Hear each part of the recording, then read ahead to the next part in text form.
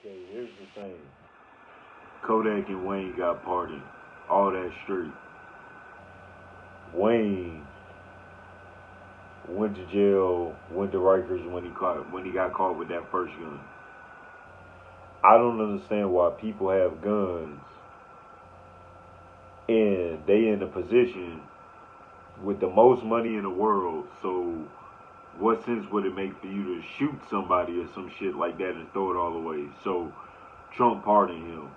Now after this, if he get caught with another gun or do something else crazy, I ain't gonna say crazy, but if he get caught with another gun or get into some more shit that'll send him to prison when his career is going well,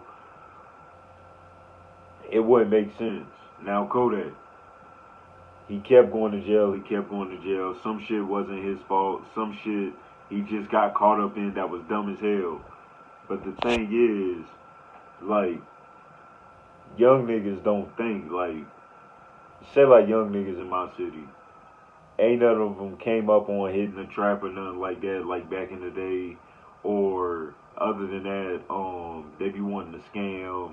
Um, they smoke their weed and shit like that. Not that many young niggas trap.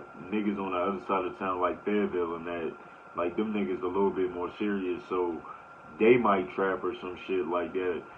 But the thing is, with young niggas, like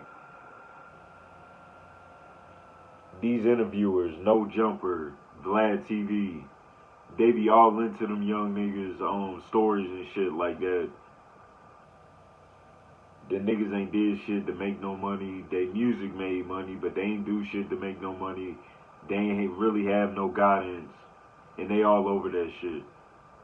And I know I started off talking about Wayne and Kodak, but people like Wayne and Kodak is the only stories that these people want to hear now.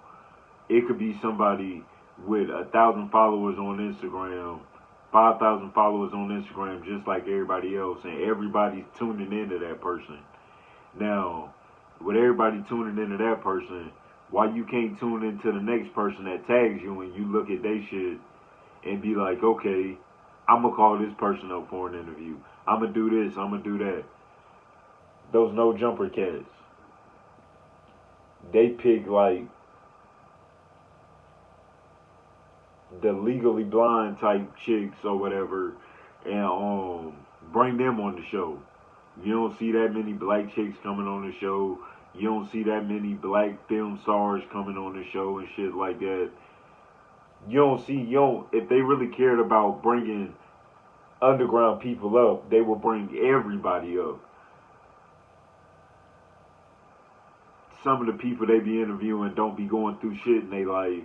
Oh man, that was really tragic. How did you go with going on a run with that or some shit like that? Like, I just never understood that shit. Like, how people show remorse for motherfuckers that ain't really doing shit, and then motherfuckers working hard and shit like that, they not really doing nothing. Like, when it comes to the music shit, I'm not working that hard with the music shit, but